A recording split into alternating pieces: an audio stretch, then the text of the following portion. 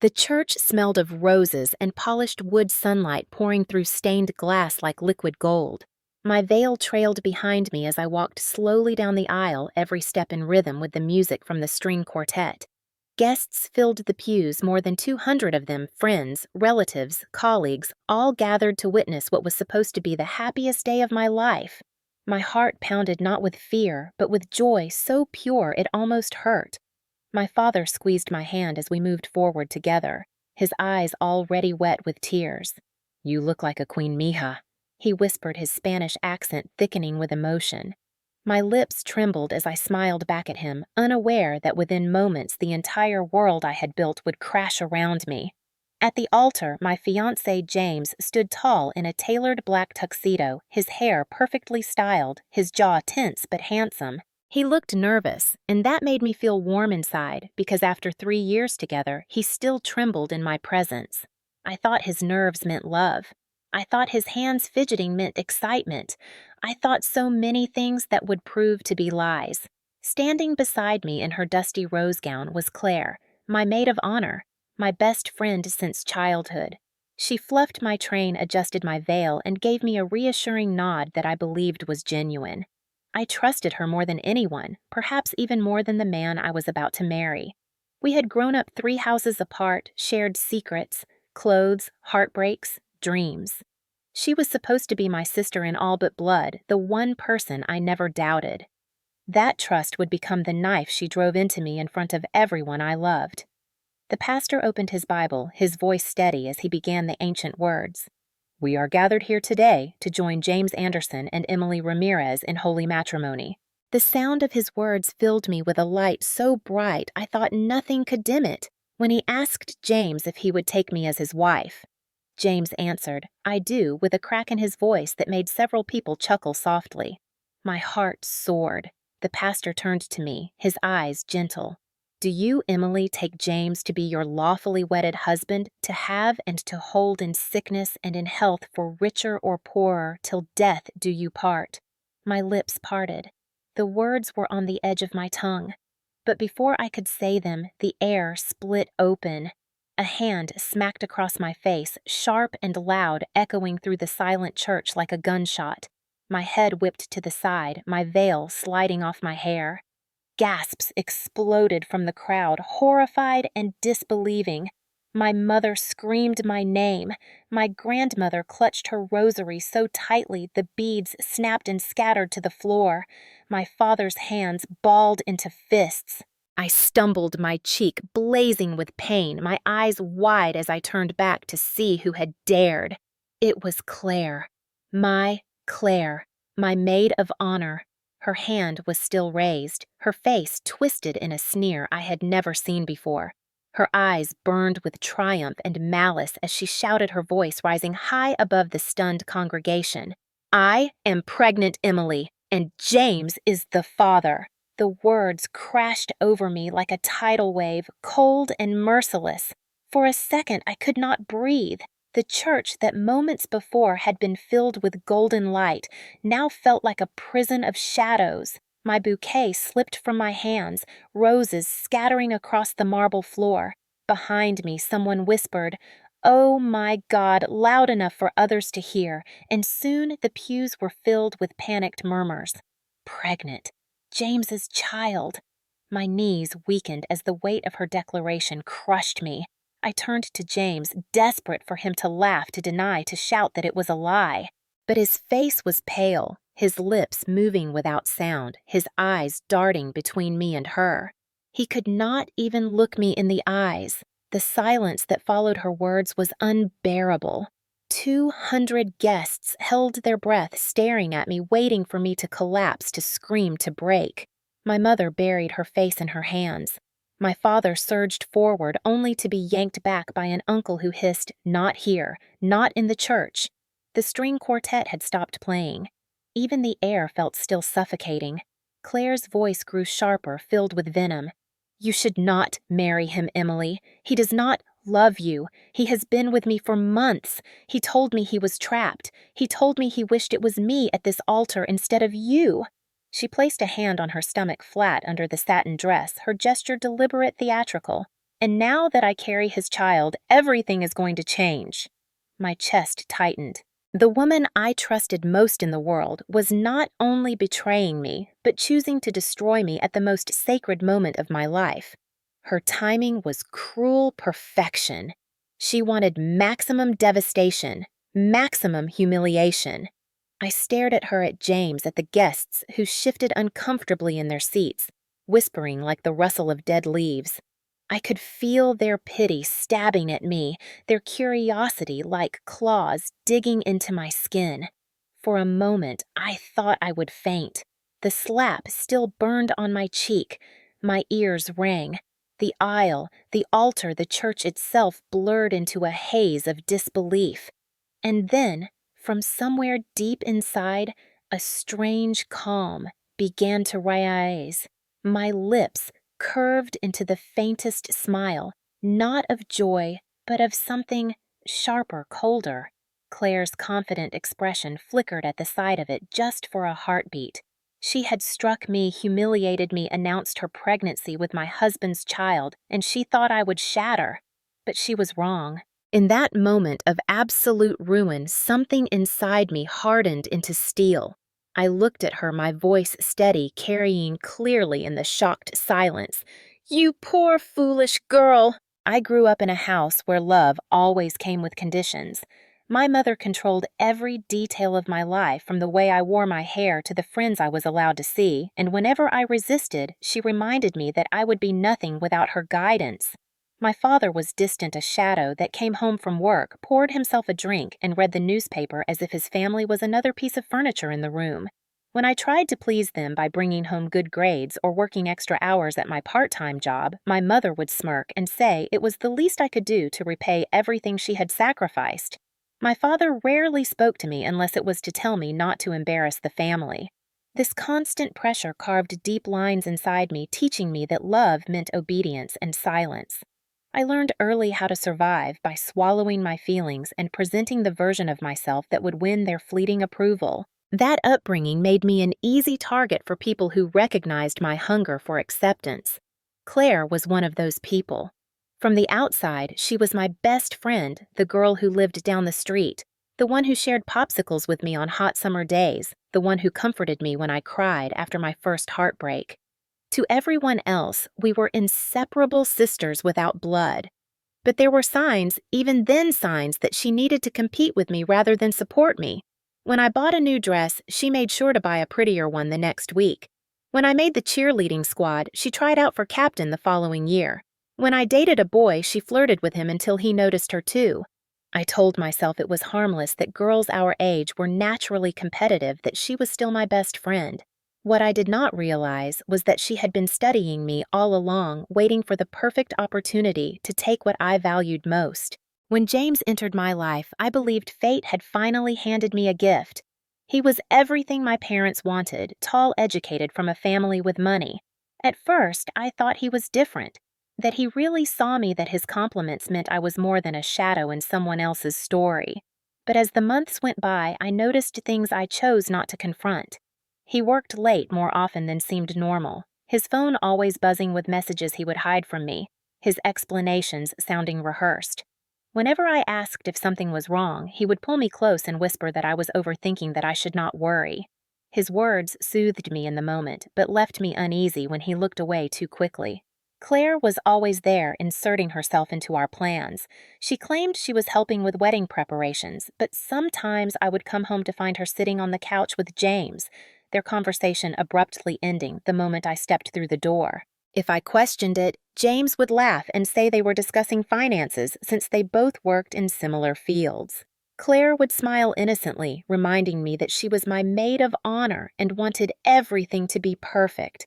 I ignored the alarm bells ringing inside me. My mother had trained me well to dismiss my own instincts. The cracks widened 3 weeks before the wedding when I found an empty pregnancy test box in our bathroom trash. My breath caught as I picked it up, my mind racing. James insisted he had no idea where it came from, suggested maybe my sister had left it there when she visited. When I asked her, she laughed in disbelief and reminded me she was not even seeing anyone. James then offered another excuse that maybe housekeeping had accidentally thrown away their trash in our bin. I wanted to believe him.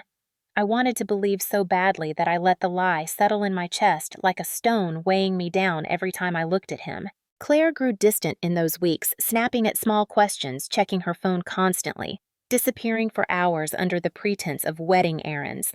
During the rehearsal dinner, she hardly touched her food, her smile brittle, her hands trembling slightly when she raised her glass for a toast.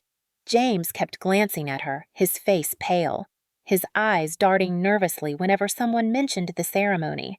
My brother Tristan noticed. He whispered to me that James looked sick, that something was wrong.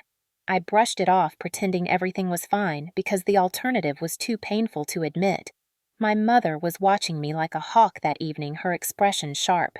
If she suspected anything, she never asked. Instead, she reminded me that I should be grateful such a man wanted me, that not everyone was as lucky.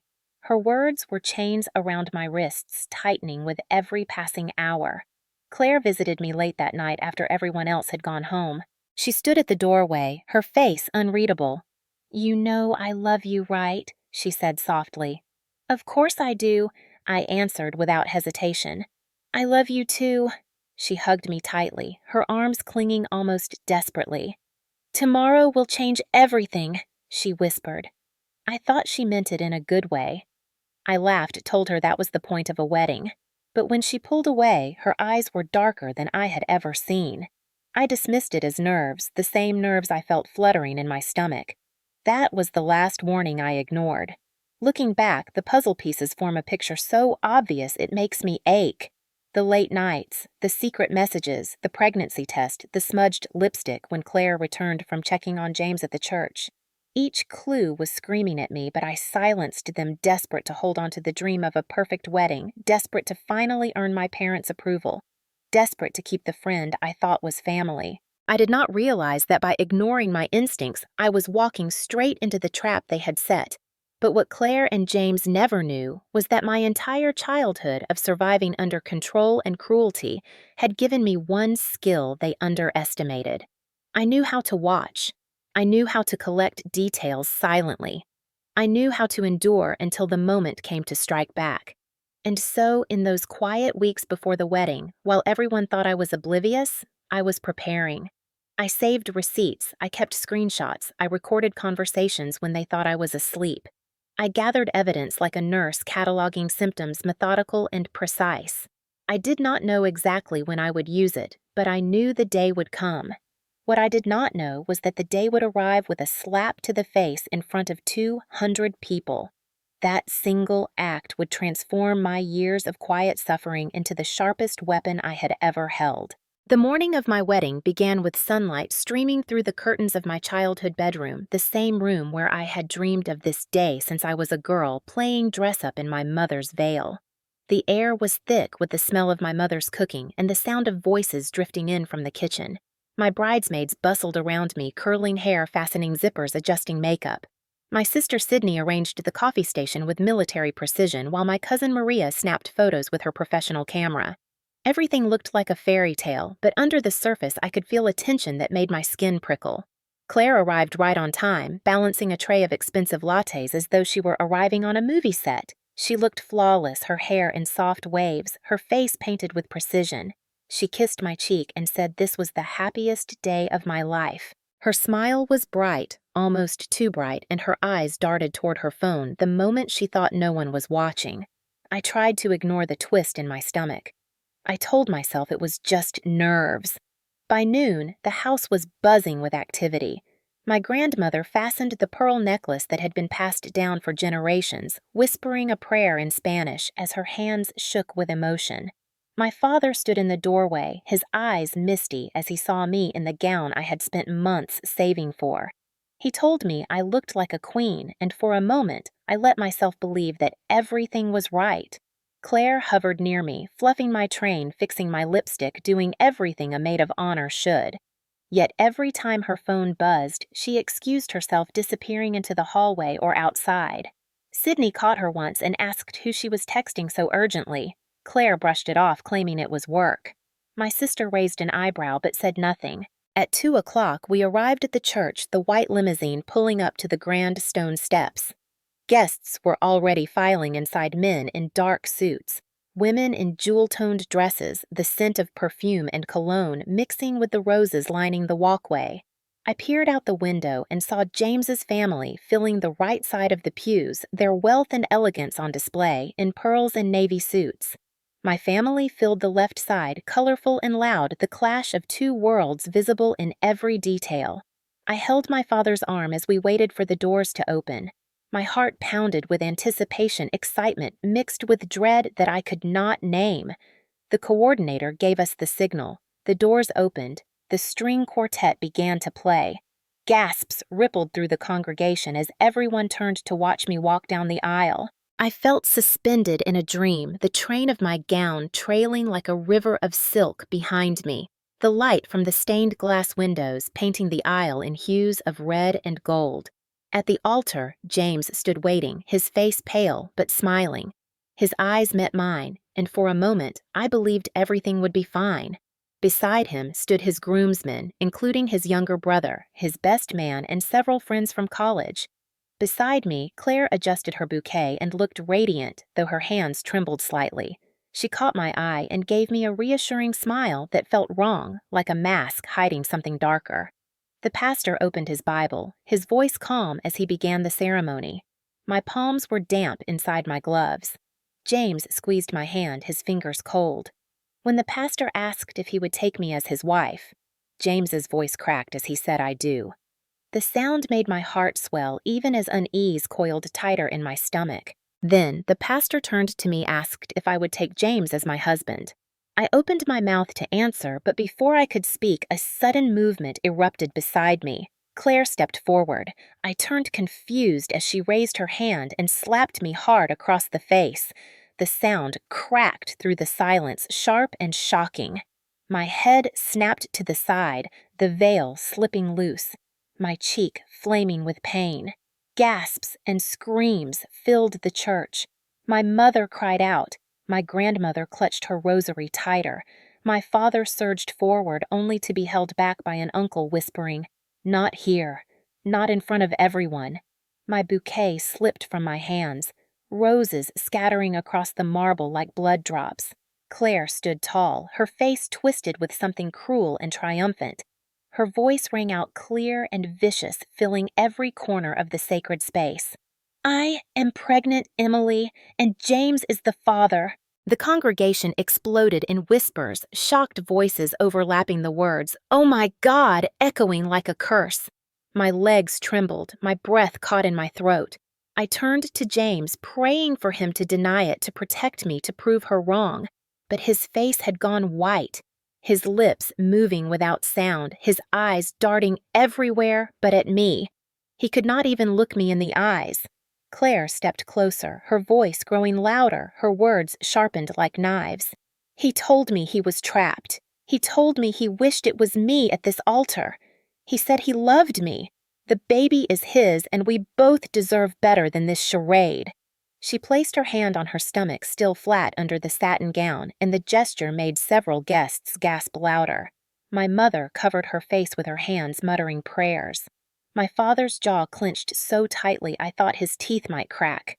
"Tristan." My brother rose from his seat, his face dark with fury, but my sister grabbed his arm to hold him back. The church was chaos, whispers and shouts bouncing off the marble walls. James stammered, Claire glared, and 200 eyes were fixed on me. I could feel their pity like heat against my skin, their curiosity cutting into me like blades. The sting on my cheek pulsed with every heartbeat. For a long moment, I thought I might faint. I had dreamed of this day as a celebration, a promise, a beginning. Instead, it was unraveling into humiliation. And yet, as I stood there with the congregation staring, a strange calm began to take root inside me. My breath slowed, my vision sharpened. Claire's face blurred from triumphant to startled when she noticed the faint curve of my lips. It was not a smile of happiness. It was a smile of steel. She had chosen her moment carefully, thinking she would destroy me in front of everyone. But what she did not know was that I had already prepared. My entire life of enduring control and cruelty had taught me how to survive. And today, on the day she thought she had broken me, I was ready to strike back. The sting on my cheek throbbed in rhythm with my heartbeat, but I refused to lift my hand to touch it. I would not give her the satisfaction of seeing me flinch. My veil slid halfway off my head, and a lock of hair fell across my face, but I kept my chin lifted. 200 people waited for me to collapse, to scream, to dissolve into the broken little girl my mother always told me I was. Instead, I stood still, letting the silence stretch until even the whispers faltered. Claire's eyes glittered with triumph, certain she had won, certain I would shatter in front of everyone. James's mouth opened and closed like a fish gasping for air, but no words came. He avoided my gaze, staring at the floor as if the marble beneath his feet might swallow him whole. My mother peeked at me through her fingers, waiting for the tears, while my father's fists clenched at his sides, his rage barely contained. But when I finally spoke, my voice carried clear and calm, cutting through the chaos like a blade. "Poor girl," I said softly, almost pitying. "You think you destroyed me. You have no idea what you just confessed to." Claire's smirk faltered confusion flashing across her face before she masked it with arrogance. The congregation shifted, sensing something beneath the surface. I bent down, picked up my bouquet, and held it firmly in my hands again. The roses were bruised petals falling one by one, yet I raised them like a shield. I looked directly at James, forcing him to meet my eyes. "Say something," I told him quietly, loud enough for the microphones near the altar to catch. "Tell them it is a lie. Tell them she is crazy. Tell them anything at all." His lips trembled, his eyes darted to Claire, and in that silence his guilt screamed louder than words ever could. Gasps rippled through the pews. I turned back to Claire, my smile widening, though it was sharp and cold. "You always loved attention, didn't you, Claire? You always needed to be the star. Well, congratulations, you have it. Every single person in this room is watching you now." The mask on her face cracked a flicker of uncertainty breaking through her bravado. She lifted her chin defiantly, repeating, "He loves me. He told me he was trapped with you. He told me I was the one." My voice hardened. "And did he also tell you that secrets do not stay hidden forever?" The church was utterly still, every head tilted forward to hear my words. I could feel the weight of 200 eyes, but instead of shame, it filled me with strength. For the first time in years, I felt control coursing through me. I remembered every night my mother had belittled me, every time my father had ignored me, every moment Claire had competed with me, every lie James had fed me. All of it boiled inside me until it transformed into clarity. I straightened my spine and spoke to the entire congregation. "I want to thank my maid of honor for her honesty. Truly, it takes a lot of courage to admit betrayal in God's house." A murmur of shock rippled through the crowd. My grandmother's rosary beads clicked faster as she prayed. Tristan stood trembling with rage, and Sidney held his arm tighter to keep him from charging. I lifted my bouquet slightly and pressed a hidden button. The church sound system meant for our reception music connected instantly. A low crackle filled the air, and then a familiar voice echoed across the sanctuary. Claire's voice. "God, James is such an idiot. He has no idea I have been sleeping with his brother too. The pregnancy could be his or the best man's, but James makes the most money, so he is the best option for child support." Gasps erupted louder this time. Guests clutching their pearls, men muttering curses. Claire's face drained of color, her hands trembling as her own voice betrayed her. She lunged toward me, hissing, "Turn it off," but I stepped back, holding the bouquet like a weapon. Her voice continued to pour from the speakers, laughing as she bragged about manipulating James, about using me, about how she could ruin my wedding day. James's face went pale, then gray, his legs unsteady as he realized everyone had heard the proof. He whispered no under his breath, shaking his head as though denial could erase the sound echoing off the church walls. When the recording ended, silence pressed down heavy and suffocating. Claire stood frozen, her hands covering her mouth, mascara streaking down her cheeks. James stared at the floor, unable to move. 200 guests turned toward me, waiting to see if I would crumble or rise. My lips curved again into that smile, sharp and merciless. the kind of smile born from survival. I faced Claire and spoke clearly. You did not ruin me. You freed me. You thought I would break, but all you did was hand me the truth in front of everyone. My words echoed through the speakers, leaving no room for doubt. Claire fell to her knees sobbing, but I felt nothing but cold detachment. James finally spoke, his voice weak. Emily, please, I can explain. Explain what I asked, turning my gaze on him. Explain the hotel receipts, the jewelry purchases, the late nights. Explain why you could not deny her accusation when you had the chance. His mouth opened and closed again, but no words came. I let the silence linger until it suffocated him. The guests shifted uncomfortably, their judgment clear in their eyes. I turned back to the pastor, who stood wide-eyed and speechless. I am sorry, Father, I said calmly. It seems we have a small interruption to the vows, but I assure you the truth will always be more important than appearances. The pastor nodded weakly, his Bible trembling in his hands. My father finally broke free from my uncle's grip and stormed toward the altar, his voice booming. Emily, what do you want me to do? Do you want me to throw them out? Do you want me to call the police? Do you want me to end this farce right now? I met his eyes, steady and calm. Not yet, Papa. Not yet. Because the time for justice had only just begun. The church was suffocating with silence after my words. Claire knelt on the marble floor, sobbing, mascara running in black rivers down her cheeks, her once perfect curls now clinging to her damp face. James stood frozen like a statue, his tuxedo immaculate, but his soul stripped bare in front of everyone. The guests sat in stunned silence, their eyes darting between the three of us, torn between disbelief and hunger for more scandal. I could feel the weight of 200 stares pressing into my skin, but instead of shrinking, I let the pressure harden me like steel. I straightened my back, lifted my chin, and spoke again, my voice ringing clear through the sound system. You wanted a show, Claire. You wanted the spotlight. Well, now you have it. Everyone gasped when I gestured toward the side aisle where my cousin Maria stood, clutching her professional camera. She raised it proudly, showing the blinking red light. She had been filming since the moment Claire slapped me. Every tear, every scream, every damning silence from James was captured forever. I had asked her days ago to record everything, not out of paranoia, but because a small part of me always suspected something would go wrong. My mother's words about family, my father's warnings about loyalty, Claire's secretive glances, all of it had convinced me to protect myself.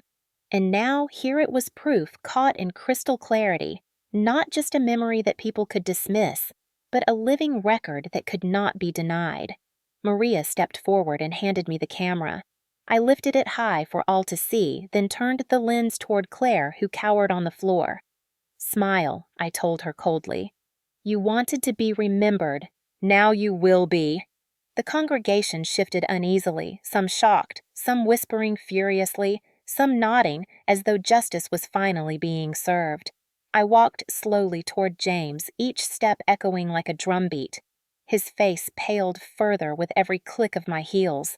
I stopped inches away from him, holding his gaze until he could not look away. Tell them, James. Tell them how long it has been going on. His lips trembled, his throat bobbed. I reached into the bodice of my gown and pulled out a folded envelope I had tucked there earlier. With deliberate precision, I handed it to him. Open it, I commanded. His hands shook as he unfolded the papers, his eyes darting across the lines of bank statements, hotel receipts, and phone records. Murmurs rippled through the crowd as they realized what he was holding.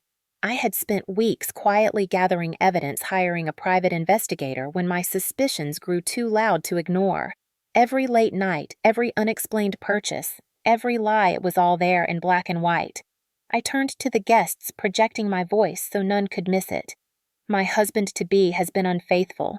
My maid of honor betrayed me, but I am not the helpless victim they believed me to be. I came prepared. Because when you grow up in a family like mine, you learn that betrayal always comes from those closest to you. Gasps filled the church again. My grandmother clutched her rosary tighter, muttering prayers under her breath. My father looked at me with a strange mixture of pride and sorrow. Tristan, my brother, stood with his fists clenched, ready to strike, but restrained by Sydney's grip. The crowd was restless scandal sparking like wildfire through their whispers. Some shook their heads in sympathy, others leaned forward with greedy fascination. James dropped the papers to the floor, his voice breaking. "Emily, please, we can talk about this. We can fix this." I laughed, the sound sharp and bitter. "Fix this. You cannot fix years of lies with a single apology. You cannot fix the child you helped conceive with my maid of honor. You cannot fix the way you let her humiliate me in front of everyone we know." My laughter echoed harshly through the sound system, and even I could hear the edge of madness in it. But beneath the rage, there was clarity, a calm knowledge that I held the power now. I turned to Claire, who was still on the floor, her mascara-streaked face lifted toward me in desperation. She whispered, "Please, Emily, you do not understand. He told me he did not love you. He told me I was the one." I knelt down slowly until my face was inches from hers, my voice soft but deadly. "If you were the one, he would be standing by you right now. But look at him. He cannot even defend you. He cannot even claim the child in your belly. You are nothing to him but a distraction, a pawn, and now everyone knows it." Her sobs grew louder, shaking her shoulders. Some guests looked away, ashamed to witness her collapse. Others leaned in, savoring the spectacle. I rose to my feet again and turned to the pastor, who still stood frozen at the altar, his Bible clutched tightly in his hands. "Father," I said, "I think this ceremony is over." The pastor nodded mutely, too stunned to argue. My father stepped forward, his voice booming through the sanctuary. "Emily, come with me. Leave them here in their shame." But I shook my head. Not yet, because I was not finished. I turned to the guests again, scanning their faces, making sure each one met my gaze. I wanted them to remember this day, not as the day I was humiliated, but as the day I refused to be broken. "You all came here to witness a wedding." I said, my voice calm but strong. "Instead, you witnessed the truth. You saw a man betray his vows before he even spoke them. You saw a woman betray her friend in the most cruel way possible. And you saw me stand here unbroken, unafraid, and unwilling to hide anymore." The applause began slowly, a smattering of claps from the back pews. Then it spread, hesitant at first, then stronger until the church filled with the sound of hands clapping in support. My enemies crumbled while strangers celebrated my strength. Claire covered her face and sobbed harder. James sank onto the altar step, burying his face in his hands. My family surged forward, surrounding me in a protective circle. My grandmother kissed my forehead. My mother wept openly, finally realizing how wrong she had been to doubt me all those years. My father placed his arm around my shoulders and whispered, "You did good, mija. You did good." But I was not done yet. I stepped forward again, raising my hand to silence the applause. Justice is not applause. Justice is consequence. I turned to James, my voice icy. "You will be hearing from my lawyer. I want every penny you owe me returned, every debt cleared, every tie severed." And Claire, I added, turning to her trembling form, "You should start planning how you will raise that child alone. Because James will not be there for you. Not now. Not ever." Gasps echoed again, but no one dared challenge me. For the first time in my life, I felt untouchable. James opened his mouth as if to protest, but the words died in his throat. Claire curled into herself, rocking back and forth like a child. The guests whispered furiously, some already pulling out their phones, texting, tweeting, spreading the scandal beyond these walls. My humiliation had transformed into their entertainment, but I did not care. Because for once, I controlled the narrative. I reached out for my father's arm, ready to leave the altar and walk away from the wreckage. But then I paused. Something inside me, some deep instinct, told me this was not enough. They had hurt me too deeply to simply walk away. I wanted them to feel what I had felt. I wanted them to burn. Slowly, I turned back to the altar, my eyes narrowing. "James," I said coldly, "I think you should confess something else." He looked at me in horror, shaking his head violently. "Please, Emily, no. Not here. Not now. Yes. Here. Yes. Now. I raised my hand again, and Maria clicked a button on her camera. The screen lit up, projecting an image onto the wall behind the altar. It was a series of photographs the private investigator had given me James and Claire entering a hotel together. James handing her cash. James kissing her in the parking lot. Each picture flashed across the wall like a dagger cutting through any last shred of denial. The congregation erupted. Some shouted, some gasped, some stood in outrage. James fell to his knees, tears streaming down his face. Claire wailed, covering her eyes. And I stood tall, watching the empire of lies collapse around them. The climax of my pain had become the climax of their downfall, and for the first time since this nightmare began, I felt free. The photographs still glowed on the church wall like a cruel slideshow, each frame a nail sealing the coffin of James and Claire's lies. The air was thick with judgment, the murmurs of 200 witnesses swirling like a storm. I let the silence linger, let them stew in their humiliation before I spoke again. Justice, I said calmly into the microphone, is not just about exposing the truth. It is about making sure the guilty face the consequences. James lifted his head, tears streaking his face, his voice shaking. Emily, please not like this. We can handle this privately. Think of your dignity. I laughed a short, bitter sound. My dignity! You destroyed that the moment you betrayed me with her. You think you can decide when the truth is convenient. No, James. Today the truth is public, and so will be the punishment. I motioned to Maria, who pulled out another folder. She handed it to my father, who passed it to me.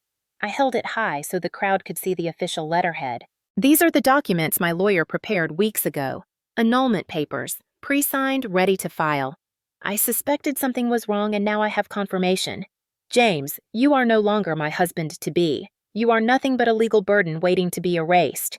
Gasps rippled again, followed by clapping from the bolder guests. James's mouth opened, but I cut him off, my words sharp as glass. You will not touch my accounts. You will not touch my name. And you will certainly not drag me into your pit of deceit. He collapsed back onto the altar steps, his shoulders shaking with silent sobs. Claire reached for him, but he pushed her away, his shame too heavy to share. I turned my attention to her, my voice cold. Claire, you betrayed me as a friend, as a sister, as family. You thought this would ruin me. Instead, you ruined yourself. I gestured toward the crowd. Every person here will remember you, not as my maid of honor, but as the woman who confessed to carrying another man's child at my wedding. I paused, then added, and as for that child, you will raise it without my family's support, without my sympathy, and without his protection. Claire's cries grew louder, but I did not falter. I wanted her to feel the weight of her choices pressing down. My father stepped closer, his deep voice resonating. Emily, do you want me to call the police? I looked at James and Claire, both broken on the floor. Yes, I said finally, because deceit in front of God is still fraud, and fraud has consequences. The police arrived minutes later, called by my uncle, who stood by the door. The officers entered their uniforms, stark against the wedding finery. The guests gasped again as the officers approached the altar. I handed them the folder of evidence, the receipts, the recordings, the photographs. This is everything I told them. Proof of deception, proof of financial misconduct, proof of moral corruption. The officers nodded, flipping through the documents with grim expressions. James tried to stand, but one officer placed a firm hand on his shoulder, pushing him back down. Claire wailed as another officer spoke to her, quietly warning her about charges of fraud if she attempted to claim support under false pretenses. The congregation watched in stunned silence, some horrified, some vindicated. Justice was unfolding in real time before their eyes. I turned to the pastor, who stood pale and trembling behind the altar. Father, I said softly but firmly, thank you for allowing the truth to be spoken here. Please bless this moment, not as a union, but as a liberation. The pastor swallowed hard, then raised his Bible. His voice quavered, but he managed to say, May God guide you in truth and protect you from those who wish you harm. The guests murmured, Amen, the sound low but resolute. I nodded, then stepped forward, standing between James and Claire, my dress still stained, my cheek still burning, but my spirit unbroken. I addressed the crowd once more. You came here for a wedding. Instead, you saw a reckoning. Remember, this silence protects the guilty. Speaking the truth, no matter how painful, is the only path to freedom. Applause burst forth again, stronger this time, filling the church like thunder. Some guests stood to their feet, clapping with fierce approval. Others nodded solemnly, their eyes filled with respect. James lowered his head in defeat. Claire curled into herself, and I walked down the aisle, not as a bride abandoned, but as a woman reborn. Outside the church, reporters who had caught wind of the commotion were already gathering. Cameras flashed microphones shoved forward. "Miss Ramirez, is it true your maid of honor confessed to an affair? Is it true you canceled the wedding?" I raised my hand to silence them. Yes, it is true. And it is also true that I will no longer be silenced by betrayal. Today was supposed to be the beginning of my marriage. Instead, it is the beginning of my freedom. The crowd erupted in cheers, the cameras capturing every word. My parents flanked me on either side, my father's arms strong around my shoulders, my mother's tears of pride glistening in the sunlight. Tristan and Sydney followed close behind, their protective gazes scanning the crowd. The police led James and Claire out through a side door, shielding them from the cameras, but whispers spread like wildfire. By evening, their names and faces would be splashed across social media, their humiliation complete. I turned to Maria, who still clutched her camera. "Upload the footage," I told her. "Let the world see the truth." Maria nodded, her eyes shining with pride. Within minutes, the video was online, and within hours, it had gone viral. People across the city, across the country, would watch as my maid of honor slapped me, confessed, and collapsed under the weight of her own deceit. They would watch as I stood tall, calm, and in control, refusing to be broken. And they would know that justice had been served. That night, as the sun set and the chaos finally ebbed, I sat alone in my room. My wedding dress still draped across the chair, the bouquet wilted on the dresser. My cheek still throbbed from the slap, but inside I felt stronger than ever before. For years, I had been controlled by toxic family, by manipulative friends, by a fiancé who lied to my face. But no more. Justice was mine, and it was public, undeniable, and final. The quiet of my bedroom felt almost foreign after the chaos of the day. The hum of silence, a sharp contrast to the roar of voices, applause, and flashing cameras that had defined my wedding that never was. I sat on the edge of my bed, my veil discarded on the floor, like a ghost of the life I thought I was stepping into. The dress that had once symbolized hope now looked like armor that had survived a battlefield, wrinkled and stained, but still intact. My reflection in the mirror startled me. My makeup was smeared, my hair undone, my cheek bruised, but my eyes were different. They were fierce, steady, and unflinching. For the first time in years, I saw a woman who had taken control of her story. My mother knocked gently and slipped inside her eyes, swollen from crying. She sat beside me, holding my hand with a grip that trembled. "I am sorry, Emily," she whispered. "I should have seen it. I should have protected you. You should not have had to face this alone." I squeezed her hand back, feeling the warmth of her skin grounding me. "You raised me to be strong, Mom. And today, I needed that strength. Maybe you could not protect me from them, but you gave me the courage to protect myself." She wept openly, then her shoulders shaking, but I felt no anger toward her anymore. She had been blinded by tradition, by the belief that family always came first, but today she had witnessed what blind loyalty cost. She had seen me carve my freedom with my own hands. My father entered next, his expression grim but proud. He stood tall in the doorway, arms crossed, the same man who once warned me to watch who I trusted. Tonight, his warning had come full circle. "You did what many never could," he said. "You stood your ground even when everyone doubted you. That takes more courage than any ceremony." I rose slowly and hugged him, feeling his strong arms wrap around me, his chest trembling with emotion he rarely showed. "Thank you, Dad, for believing in me when no one else did." His voice broke as he whispered, "I have never been prouder." My brother Tristan and Sydney appeared next, their faces a mix of fury and relief. Tristan's voice was sharp. "If James ever comes near you again, I will make him regret it." I smiled faintly, shaking my head. "He will not. He has already lost more than he ever imagined." Sydney added softly, "And you won, Emily. You did not just survive, you turned their attack into their downfall." Those words settled deep inside me. I did win, though it did not feel like the victory I once dreamed of. There were no vows, no honeymoon, no happily ever after. But what I had gained was something rarer: freedom from lies, clarity about who I was, and proof that even in the darkest moments I could rise. That night, I lay in bed, staring at the ceiling, my mind racing with possibilities. I could wallow in bitterness, let the betrayal harden me into stone, or I could rebuild step by step into the life I deserved. My phone buzzed constantly on the nightstand, texts of support from friends, colleagues, even strangers who had already seen the viral video.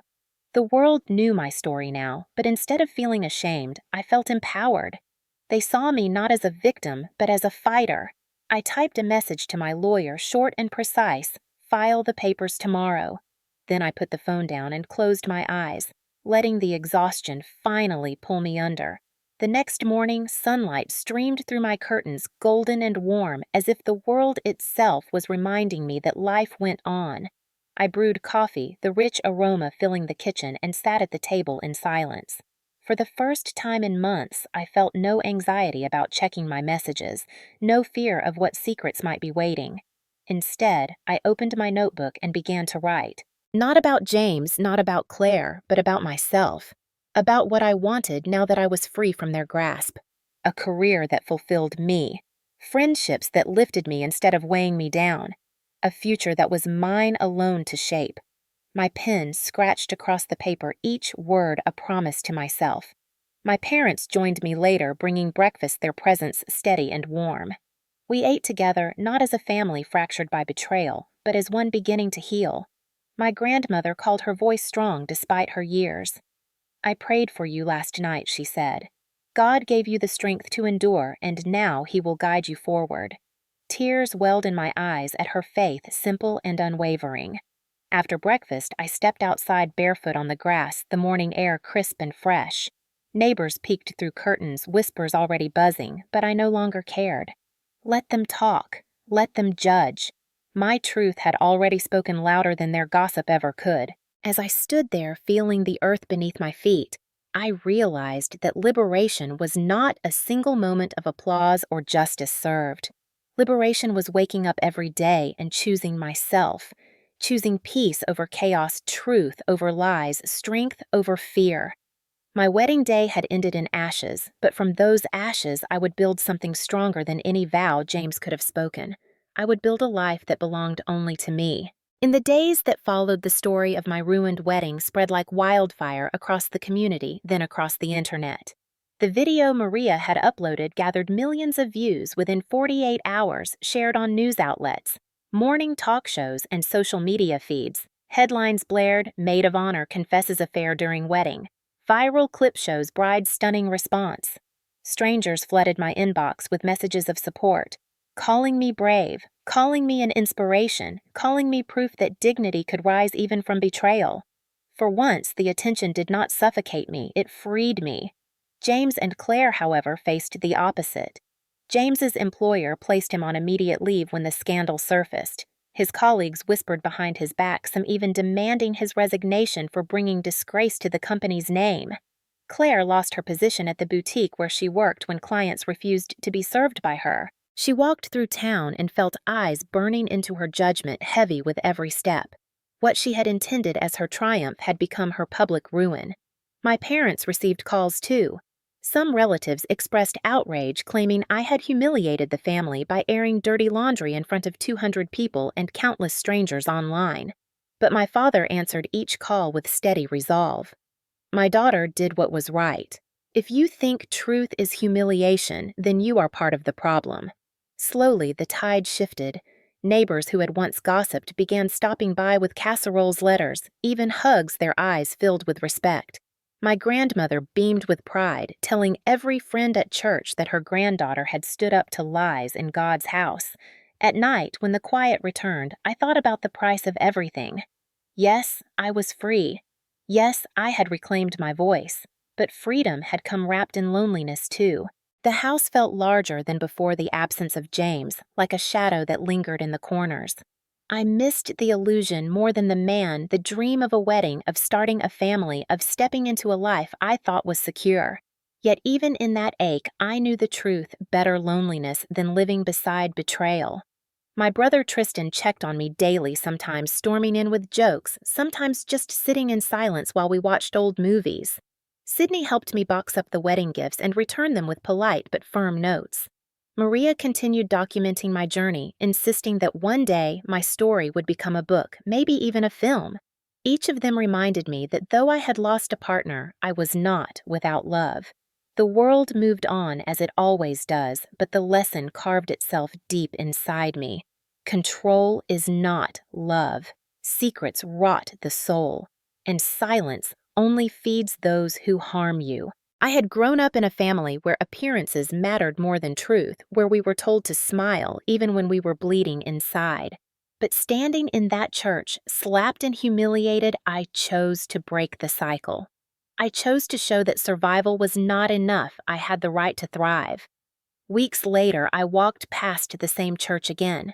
The roses were gone, the stained glass still glowed, but I felt no sting of memory.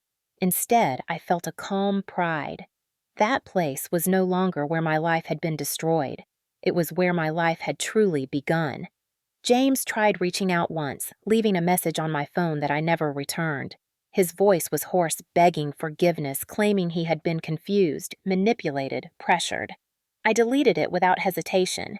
Claire attempted too, sending a letter scrawled in shaky handwriting, saying she regretted everything, saying she wanted me to know she never meant to hurt me. I burned it in the fireplace, watching the words curl into ash. Some betrayals cannot be undone, and some apologies are nothing more than new lies. One evening, sitting alone on my porch as the sun sank low and painted the sky in fire, I allowed myself to imagine the future again. Not the future I had planned, but the one I was creating now.